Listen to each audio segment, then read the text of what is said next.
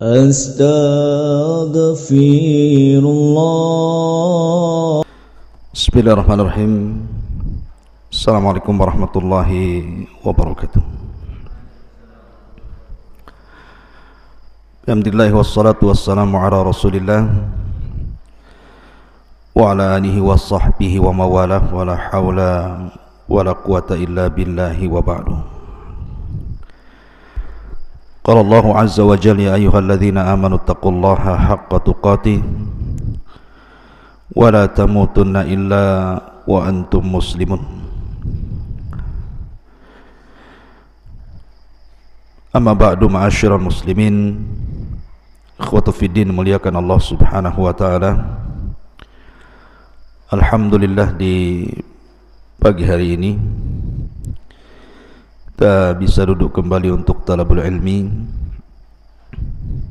dan di pagi hari ini kita akan membahas masih seputar qasasul Quran, kisah-kisah dalam Al-Quran. Dan pagi hari ini kita akan membahas tentang mukjizat Nabiullah Isa ibnu Maryam, dan kita ambil dari 3 surat di dalam Al-Quran. Pertama surah Al-Imran, kemudian surah Al-Ma'idah, dan juga surah Maryam. Ma'asyiral muslimin yang dimuliakan Allah azza wa jalla, setiap nabi pasti diberikan mukjizat oleh Allah subhanahu wa ta'ala sebagai pembenaran kenabiannya. Dan sering saya ulang-ulang bahwa mukjizat itu adalah keanehan yang diberikan kepada para nabi dan tidak diberikan kepada yang lainnya. Sebagaimana karamah juga diberikan kepada para wali dan sihir diberikan kepada para dukun. Dan mukjizat yang Allah turunkan biasanya disesuaikan dengan kebiasaan kaumnya. Seperti umpamanya Nabi Musa alaihi salatu wassalam, kita tahu bahwa kaumnya itu terbiasa mempelajari sihir. Makanya yang diturunkan mukjizat kepada Nabi Musa itu berupa tongkat yang bisa berubah ular. Bahwa mukjizat itu jauh lebih tinggi dibandingkan sihir. Begitu juga mukjizat yang diturunkan kepada Rasul kita yang mulia alaihi salatu wassalam. Dan dijelaskan para ulama, mukjizat Rasul itu paling banyak, lebih daripada 1000 mukjizat yang Allah anugerahkan kepada Rasul kita yang mulia alaihi salatu wassalam. Dan yang paling besar mukjizatnya adalah Al-Quran. Karena di zaman Nabi SAW itu orang berbangga dengan bahasa, sehingga muncul para pujangga-pujangga Arab yang kemudian berbangga dengan syair-syair mereka di hadapan manusia. Maka Allah subhanahu wa ta'ala turunkan Al-Quran yang bahasanya jauh lebih hebat dibandingkan syair. Begitulah Allah subhanahu wa ta'ala apabila menurunkan mukjizat pasti akan dilihat kebiasaan kaumnya, termasuk juga Isa bin Maryam. Mukjizat yang banyak diberikan kepada Isa itu lebih kepada masalah kedokteran, di mana Isa bisa menyembuhkan penyakit ini, penyakit itu, karena memang di zaman Nabi Isa itu memang di situ puncak-puncaknya ilmu perobatan. Banyak orang-orang yang meneliti sehingga ditemukan obat-obatan yang sanggup mengobati penyakit yang dulunya dianggap luar biasa, di zaman itu dianggap biasa. Makanya Allah subhanahu wa ta'ala menurunkan mukjizat kepada Isa seputar ini, walaupun ada mukjizat-mukjizat yang lainnya yang tidak berkaitan dengan masalah perobatan. Baik, kita akan masuk pada surah Al-Imran dulu.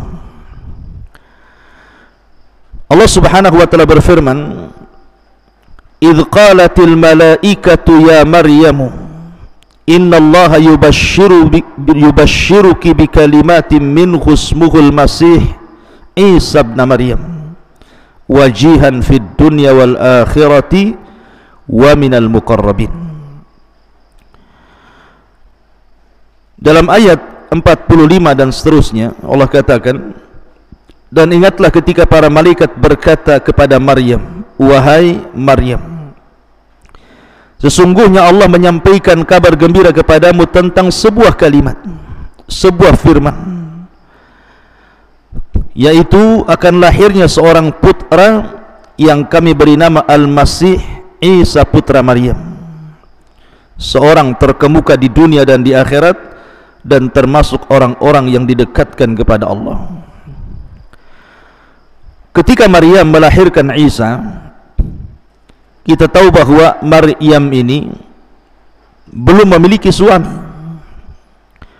dan Maryam itu orang yang paling taat beribadah di mihrabnya, sehingga kemudian menjadi aneh kalau seandainya orang yang suci tidak punya suami kemudian hamil dan melahirkan. Tentu apa kata orang? Maka kemudian orang-orang Yahudi Bani Israel mulai mereka menuduh bahwa Maryam itu berzina. Sampai hari ini orang-orang Yahudi menganggap bahwa Maryam itu berzina dan anaknya Isa itu putra zina. Makanya Allah Subhanahu wa taala melaknat mereka, karena Maryam bukanlah wanita pezina dan putranya pun bukan hasil daripada perzinahan.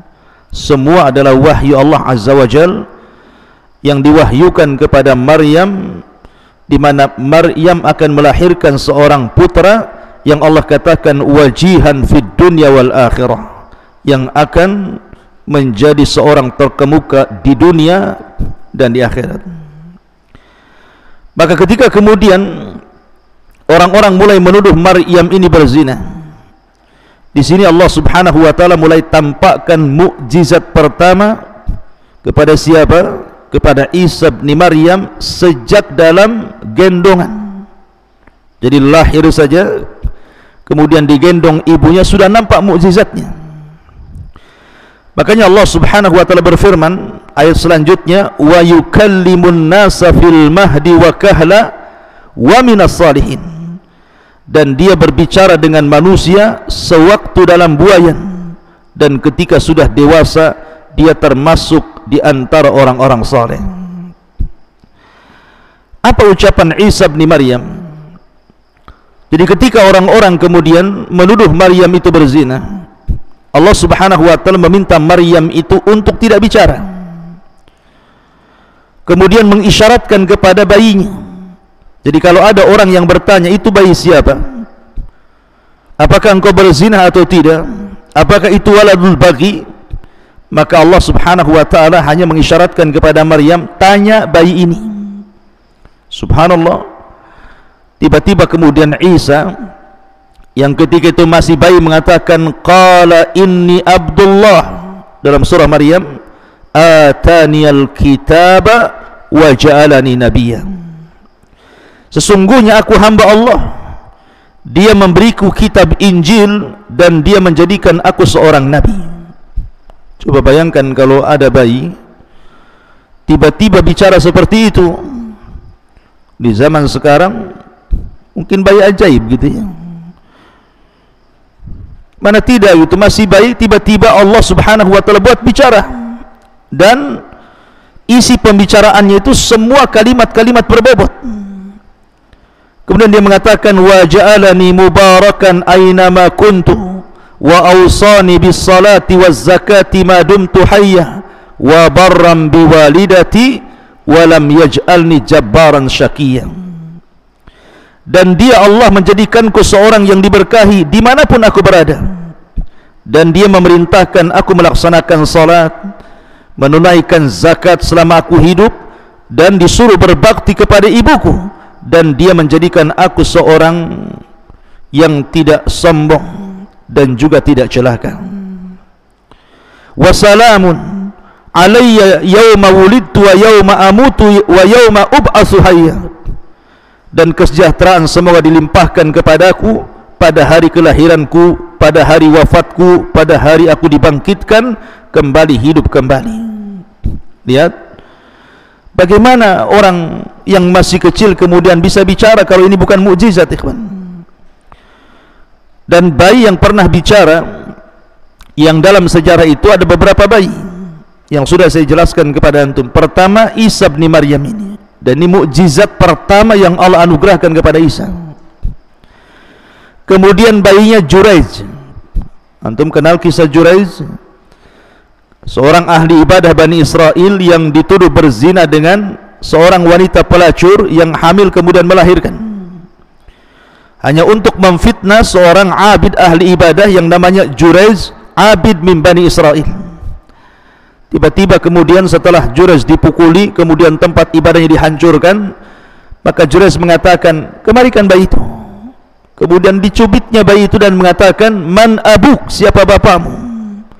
Dia mengatakan, abi ra'il ghanam, bapakku seorang penggembala kambing. Ya, tapi jangan coba-coba antum cubit bayi orang gitu ya. Siapa bapakmu? Nggak akan bicara dia, ya kan?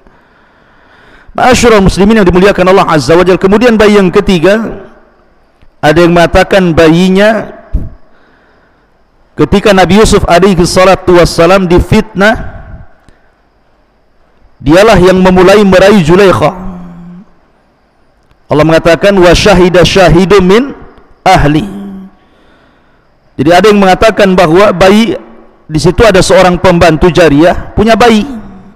Tiba-tiba bayinya bicara dan mengatakan, kalau seandainya yang robek itu pakaian Yusuf itu dari depan, berarti wanita itu yang benar, Yusuf sebagai pendusta.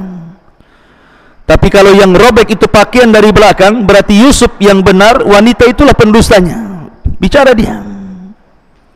Kemudian juga ada yang mengatakan bayinya Masyitah.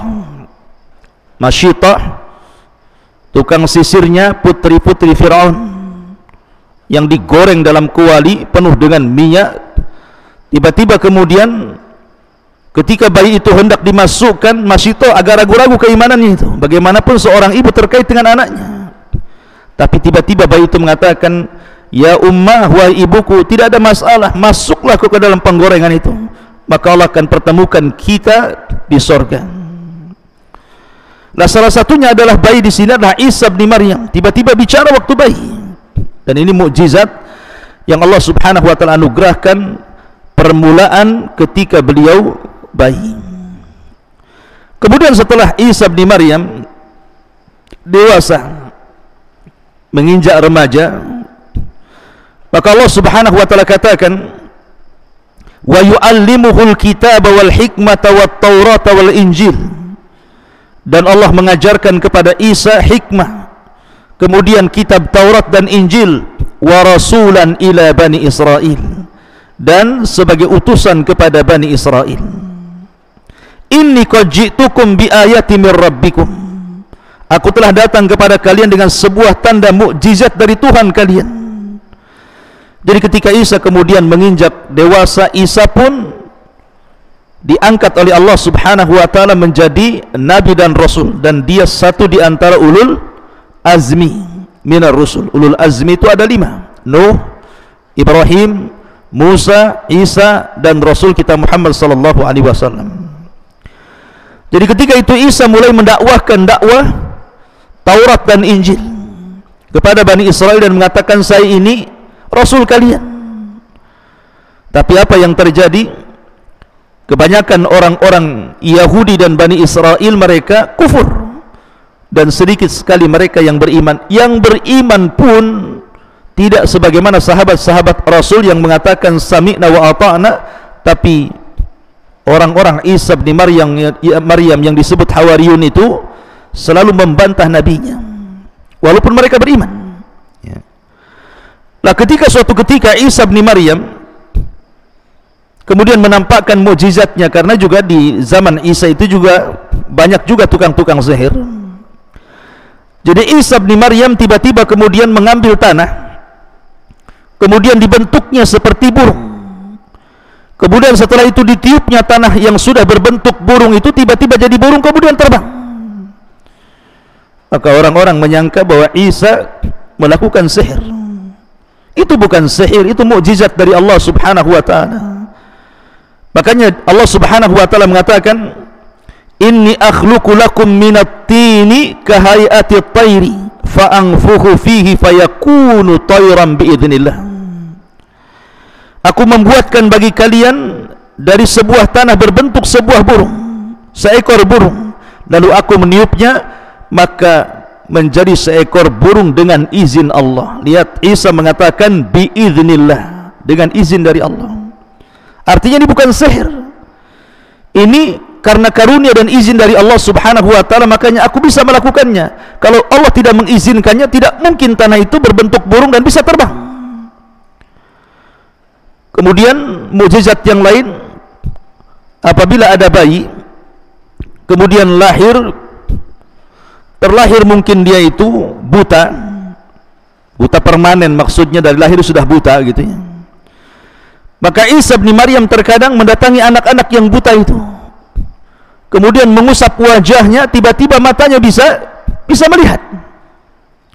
Atau terkadang seorang bayi yang lahir cacat kulitnya permanen gitu ya, penuh dengan borok, penuh dengan macam-macam penyakit kulit, apabila kemudian lewat Isa bin Maryam melihat anak-anak yang penuh dengan penyakit di kulitnya, maka diusaplah badannya, tiba-tiba sembuh. Dan ini luar biasa. Makanya Allah Subhanahu wa taala berfirman, wa ubri'ul akma'aha wal abrasa wa uhyil mauta biidznillah. Kata Allah Subhanahu wa taala menceritakan tentang Isa bin Maryam, dan aku mampu menyembuhkan orang-orang buta sejak lahir dan orang-orang yang berpenyakit kusta. Bahkan lebih daripada itu ikhwan, suatu ketika Isa ini lewat di kuburan. Ada seorang ibu nangis di kuburan itu karena kematian anak putrinya. Maka Isa bin Maryam menasihati ibu itu dan mengatakan, ittaqillah, bertakwalah kepada Allah, bersabarlah, isbiri wahtasibi, mintalah pahala kepada Allah Subhanahu wa taala. Tapi wanita itu tidak mau, dia ingin anaknya dihidupkan kembali. Maka kemudian Isa bin Maryam terus menasihati, tapi ibu itu tetap malah justru bernazar, dia tidak mungkin atau tidak mau meninggalkan kuburan sampai dia pun ikut meninggal dan masuk dalam kuburan bersama putrinya. Maka Isa pun sedih melihat ibu itu. Akhirnya kemudian Isa pun berdoa dan salat, meminta kepada Allah Subhanahu wa taala agar putrinya itu dihidupkan kembali. Maka setelah dia berdoa kemudian salat, maka Isa mengatakan kepada kuburan itu, ukhruji. Tiba-tiba kuburan itu bergetar. Kemudian Isa mengatakan, ukhruji, keluar kamu. Tiba-tiba kuburan itu membelah. Kemudian kali ketiganya, ukhruji, keluar engkau. Tiba-tiba keluarlah anaknya. Masalahnya anak itu sudah beruban dan halisnya sudah jatuh putih. Kemudian Isa bin Maryam bertanya kepada anak putri itu dan mengatakan, betulkah ini ibumu? Maka anak putri itu hanya mengisyaratkan iya. Kemudian anak putri itu ditanya, bagaimana proses engkau bisa kembali lagi ke bumi? Maka anak putri itu mengatakan, tiba-tiba ada suara yang sampai ke telingaku, tiba-tiba semua daging-daging yang sudah habis termakan cacing tanah itu dihidupkan kembali, kemudian ditempelkan dengan tulang belulang sehingga menjadi jasad. Kemudian ada teriakan kembali, tiba-tiba ruhku masuk. Tiba-tiba ada teriakan yang ketiga, kemudian kuburan itu terbelah dan aku kemudian menyangka bahwa kiamat sudah dibangkitkan. Dan ini menunjukkan bahwa kondisi kiamat itu menakutkan, karena wanita ini masih kecil, anak kecil, tiba-tiba sudah beruban. Makanya takut yang bersangatan itu ikhwan bisa menjadikan orang tua sebelum waktunya. Makanya sering saya ceritakan kisah dari guru saya Syekh Abdul Aziz Al-Adni hafizahullah ta'ala ketika saya di Yaman, menceritakan tentang seorang guru di Hadraul Maut menghukum salah seorang muridnya. Jadi ketika sedang belajar, ini ada muridnya perempuan sekolah dasar itu nakal di kelas itu. Akhirnya kemudian dihukum dengan cara apa? Dimasukkan ke kamar mandi, dikunci dari luar. Setelah dikunci dari luar, niatnya dia akan keluarkan setelah pelajaran selesai. Rupanya Allah takdirkan lupa dia pulang. Di tengah malam dia baru ingat, akhirnya dia minta sama suaminya untuk diantar ke sekolahan. Ketika sampai di sekolahan, dibukanya kamar mandi itu, kuncinya, tiba-tiba gadis kecil itu sudah tua, rambutnya sudah beruban, kemudian kulitnya sudah keriput. Kenapa? Karena takut yang bersangatan. Makanya jangan sampai seseorang itu, antum jangan main-main di pondok ini. Kawan antum lagi berak, antum kunci pula dari luar. Nanti keluar jadi tua pula dia. Jadi karena kamar mandi itu tempat setan itu. Hati-hati, jangan main-main dengan kamar mandi. Kamar mandi itu secukupnya saja, mandi, kencing, berak, sudah selesai, keluar. Apain lama-lama di kamar mandi? Itu bukan kolam renang. Ma'asyiral muslimin yang dimuliakan Allah Subhanahu wa taala. Lah, ketika itu kemudian ibunya ketakutan, tetapi kan senang juga melihat anaknya hidup lagi. Tapi kemudian anak itu minta izin kepada orang tuanya agar diwafatkan kembali. Makanya Allah Subhanahu wa taala mengatakan wa uhyil mauta biiznillah. Dan Isa pun diberikan izin untuk menghidupkan orang mati. Kemudian wa unabbiukum bima ta'kuluna wa ma tadakhiruna fi buyutikum. Suatu ketika orang-orang Yahudi datang kepada Isa dan mengatakan, ya Isa, kalau engkau seorang nabi, pasti Allah berikan mukjizat kepadamu. Sekarang tebaklah di rumah-rumah kami ada apa? Ada makanan apa? Ada barang apa? Katanya. Maka Isa bin Maryam kemudian terdiam sejenak sampai kemudian menyebutkan, di rumah kamu ada kulkas, ada TV, ada motor, ada ini, ada ini. Di rumah kamu banyak cabai, banyak bawang, banyak ini. Di rumah kamu tak ada apa-apa. Jadi Isa bin Maryam ini menyebutkan isi-isi rumah orang itu, padahal Isa belum pernah masuk ke rumah mereka. Ketika itu orang-orang Yahudi terdiam, karena apa yang dikatakan Isa itu benar, tapi tetap saja mereka mendustakan Isa bin Maryam. Makanya Allah mengatakan wa unabbiukum bima ta'kuluna wa ma tadakhiruna fi buyutikum. Dan aku beritahukan kepada kalian apa yang kamu makan dan apa yang kamu simpan di rumah-rumah kalian. Kemudian Allah mengatakan inna fi dzalika laayatan lakum in kuntum mu'minin. Sesungguhnya pada yang demikian itu terdapat sebuah tanda kebenaran kerasulanku bagi kalian jika kamu orang-orang yang beriman. Kemudian Allah mengatakan musaddiqan lima baina yadayya minat taurat wa li uhilla lakum ba'dalladzi harrama 'alaikum wa ji'tukum bi ayati mir rabbikum fattaqullaha wa ati'un. Dan sebagai seorang yang membenarkan Taurat yang datang sebelumku, dan agar aku menghalalkan bagi kalian sebagian dari yang telah diharamkan untuk kalian, dan aku datang kepada kalian membawa sebuah tanda mukjizat dari Tuhanmu, karena itu bertakwalah dan taatilah diriku. Ma'asyiral muslimin yang dimuliakan Allah Azza wa Jalla, mukjizat ini tentu ditampakkan kepada orang-orang Yahudi khususnya dan Bani Israel umumnya. Tetapi sebagian besar mereka kufur dan sebagian mereka beriman. Masalahnya yang beriman juga, mereka terkadang terlampau banyak tanya kepada Isa bin Maryam. Bahkan suatu ketika ikhwatu fiddin muliakan Allah Subhanahu wa taala, Bani Israel yang beriman kepada Isa disebut Hawariyun. Lah suatu ketika Hawariyun ini diperintahkan Isa untuk berpuasa 3 hari. Tiba-tiba selesai puasa, mereka meminta syarat kepada Isa bin Maryam sebagai iftar terakhir mereka, dan mengatakan, ya Isa, tolonglah mintakan kepada Allah Subhanahu wa taala maidatan minas sama, makanan yang lezat yang turun dari langit. Ya. Jadi mereka meminta mukjizat kepada Isa. Tidak ada ceritanya sahabat Nabi minta kepada Rasul menampakkan mukjizatnya, kecuali orang musyrik. Kalau orang musyrik iya datang kepada Rasul, ya Muhammad, kalau engkau seorang nabi, toh bulan di atas itu belah sana. Itu orang musyrik itu. Tapi tidak ada Abu Bakar, Umar, Utsman atau yang lainnya dari kalangan para sahabat Rasul yang meminta kepada Rasul tampakkan mukjizat kalau engkau seorang nabi. Tidak ada.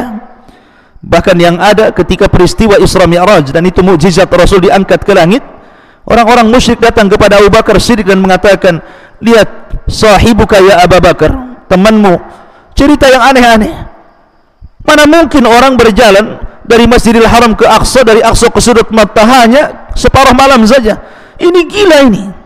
Tetapi Abu Bakar Siddiq radhiyallahu an, yang sedari awal dia masuk Islam tanpa taradud ragu, dia mengatakan, kalaulah seandainya dari lisan Rasul ada cerita yang jauh lebih mustahil daripada peristiwa Isra Mi'raj, aku yang pertama kali membenarkannya. Artinya bahwa kalau ada cerita yang lebih mustahil apa yang kau ceritakan, pasti aku benarkan. Ya. Bagaimana tasdiknya Abu Bakar Siddiq radhiyallahu an? Tidak ada meminta mukjizat, tapi Hawariyun ini meminta mukjizat kepada Isa kan? Anzil alaina ma'idatan minas sama, katanya. Tampakkan mukjizatmu, turunkan makanan dari langit. Apakah Isa menolaknya? Tidak. Isa berdoa kepada Allah Azza wa Jalla agar turun makanan dari langit. Turunlah makanan dari langit, berbagai macam makanan. Lezat, semuanya lezat, tidak ada yang tidak lezat. Karena langsung dari langit masalahnya. Ketika itu Isa mengatakan, kulu, makan kalian. Makan kalian. Tapi mereka ketakutan. Ketakutan setelah mereka meminta makanan dari langit, Allah turunkan makanan itu, suruh makan, tidak mau. Akhirnya kemudian Isa bin Maryam mengundang para fuqara wal masakin. Kemudian, ya kalau orang fuqara wal masakin suruh makan lezat, mana ada tolak kan gitu ya.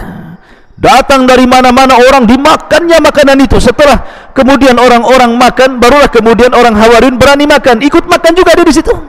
Subhanallah, terjadi mukjizat lagi di sini.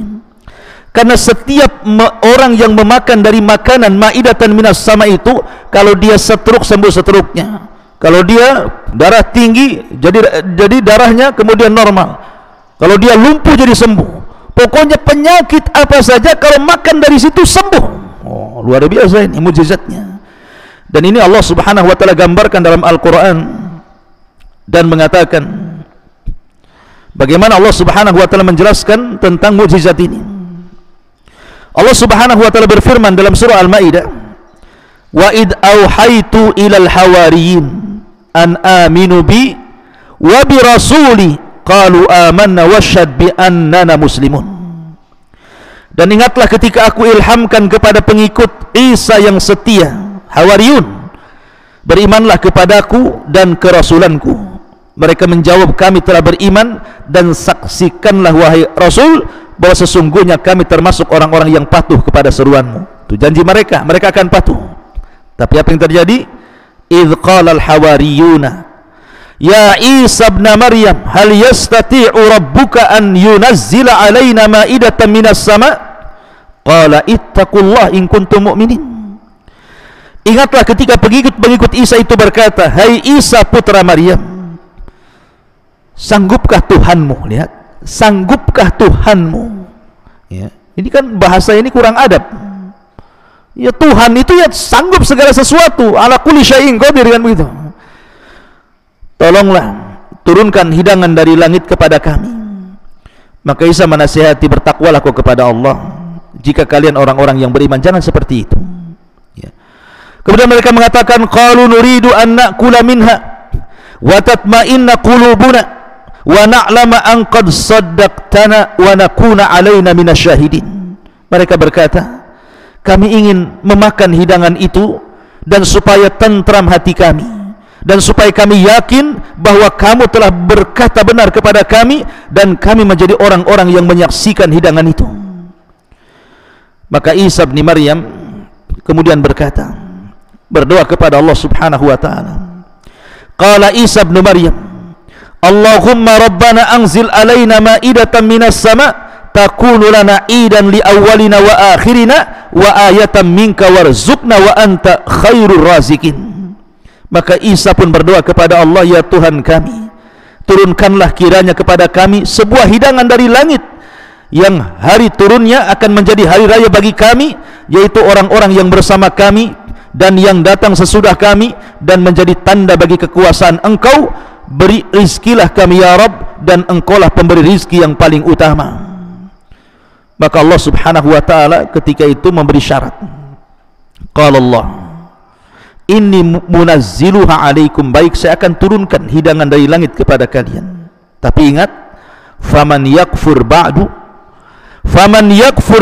minkum fa inni u'adzibuhu adzaban la u'adzibuhu ahadan minal alamin.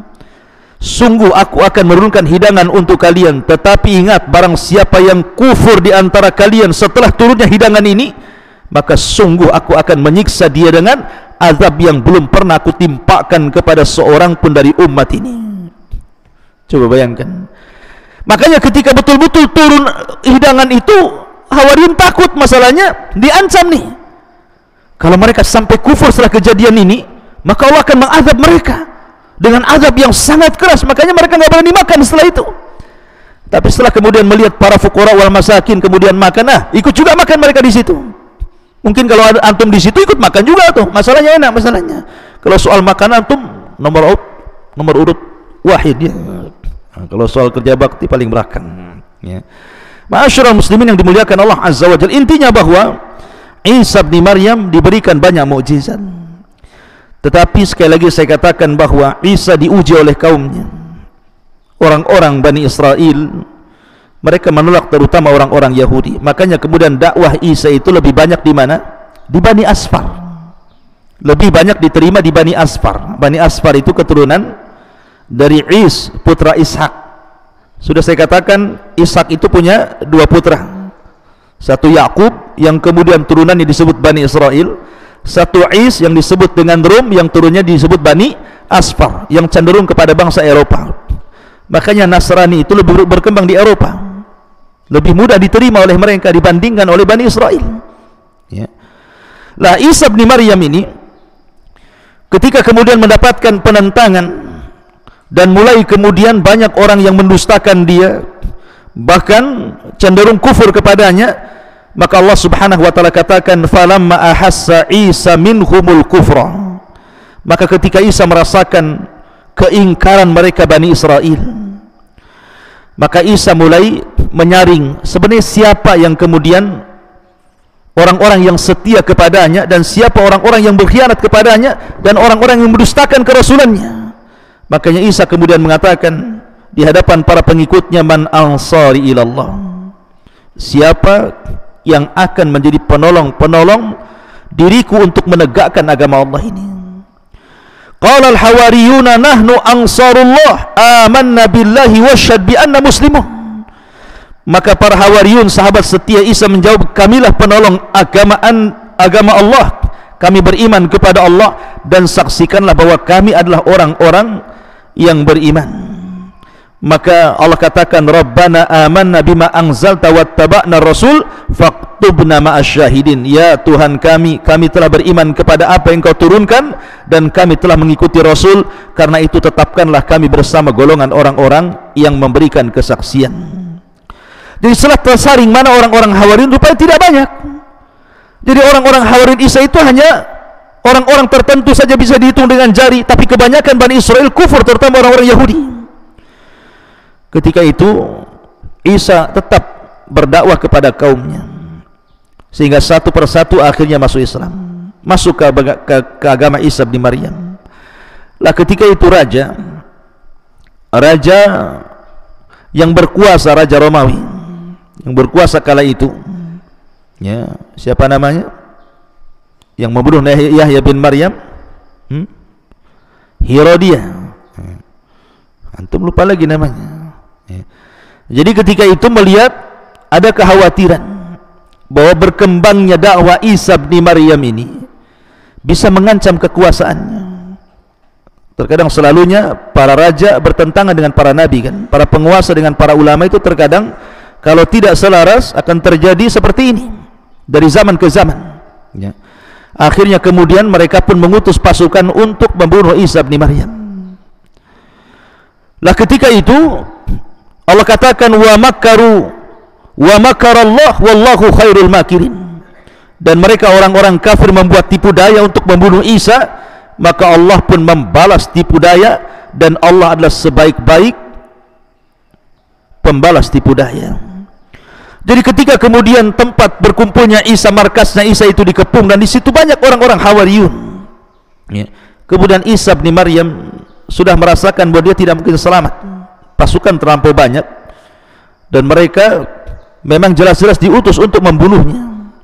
Yang sebelumnya memang sudah ada kejadian peristiwa terbunuhnya Yahya ibn Zakaria, juga ayahnya Zakaria juga terbunuh, bahkan dibunuh oleh mereka. Makanya Isa kemudian mengatakan kepada Hawariyun, mengatakan, siapa di antara kalian yang ingin kuserupakan wajah kalian dengan wajah diriku, dan kelak dia akan menjadikan temanku di sorga. Maka berdirilah orang yang paling muda di antara Hawariyun mengatakan, saya wahai Nabi Allah, jadikan saya serupakan diriku dengan dirimu. Maka kemudian setelah ada yang bersedia, Isa pun berdoa kepada Allah Azza wa Jalla, kemudian mengusap wajahnya. Tiba-tiba wajahnya persis seperti wajah Isa bin Maryam. Maka Isa berwasiat kepada para Hawariyun, setelah peristiwa ini, keluarlah kalian, pergilah ke tempat-tempat, selamatkan diri-diri kalian, dan teruslah berdakwah kepada umat ini, dakwahkan Injil kepada mereka. Maka Isa pun berbaring di hadapan mereka. Tiba-tiba kemudian Allah subhanahu wa ta'ala tidurkan Isa, dan Allah angkat Isa ke langit, dan semua Hawariyun menyaksikannya. Dari sini Allah subhanahu wa ta'ala katakan, idh qala Allahu ya Isa inni mutawaffika wa rafi'uka ilai wa mutahhiruka minal ladhina kafaru wa ja'ilul ladhina taba'uka fawqal ladhina kafaru ila yaumil qiyamah thumma ilayya marji'ukum fahkum bainakum fima kuntum fihi takhtalifun. Ingatlah ketika Allah berfirman, wahai Isa, aku mengambilmu, aku mutawaffika menidurkanmu, dan aku mengangkatmu kepadaku, serta mensucikan dari orang-orang kafir, dan menjadikan orang-orang yang mengikutimu di atas orang-orang kafir hingga hari kiamat. Kemudian kepadaku engkau akan dikembalikan, lalu aku beri keputusan tentang apa yang kamu perselisihkan. Maka ini juga salah satu mukjizat Isa, diangkatnya ke langit. Dan ingat, Isa itu tidak mati. Isa itu hanya ditidurkan kemudian diangkat Allah. Inilah akidah Al-Quran. Akidah Nabi SAW tidak sebagaimana akidah orang-orang Yahudi yang ketika kemudian mereka mengepung rumah itu, rupanya tinggal satu orang yang diserupakan Isa, dialah yang ditangkap, kemudian disalib dan mati di tiang saliban. Kemudian orang Yahudi mengatakan, inna qatalnal masih ibn Maryam, kami sudah membunuh Isa bin Maryam. Allah bantah dalam Al-Quran, wa ma qataluhu wa ma sallabuhu walakin syubbiha lahu bal rafa'ahu Allahu ila sama. Mereka tidak membunuh Isa, mereka tidak menyalib Isa, bahkan Isa diangkat ke langit. Sebagaimana di sini, inni mutawaffika wa rafi'uka ilai. Inilah akidah kita semuanya. Tapi orang-orang Yahudi sampai hari ini bangga karena membunuh nabinya, padahal yang dibunuh bukan Isa bin Maryam. Kenapa Isa tidak diwafatkan Allah subhanahu wa ta'ala? Dan ketika itu Isa usianya 33 tahun, masih muda. Ketika Isa diangkat ke langit itu usianya hanya 33 tahun, diangkat ke langit, dan dia sudah selesai menjalankan tugasnya, menyampaikan Injil kepada Hawariyun untuk disampaikan kepada umatnya. Maka hikmah dibalik itu, karena Isa di akhir zaman akan diturunkan Allah subhanahu wa ta'ala. Kapan Isa turun? Isa turun ketika Allah subhanahu wa ta'ala mengeluarkan fitnah yang paling dahsyat dari semua fitnah yang Allah turunkan di permukaan bumi ini. Apa itu? Khurujud Dajjal, ketika keluarnya Dajjal. Ketika Dajjal kemudian keluar, kemudian memimpin orang-orang Yahudi 70.000 di Asfahan Iran dengan memakai toyalis, artinya atribut-atribut Yahudi, betul-betul dipakainya atribut itu.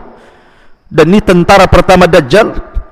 Kemudian setelah itu Dajjal berkeliling selama 40 hari, yang satu harinya sama dengan setahun, satu harinya sama dengan sebulan, satu harinya sama dengan sepekan, kemudian hari keempatnya sama dengan hari-hari yang lainnya. Maknanya Dajjal itu akan sampai ke kutub dan ke hari-hari yang normal seperti kita.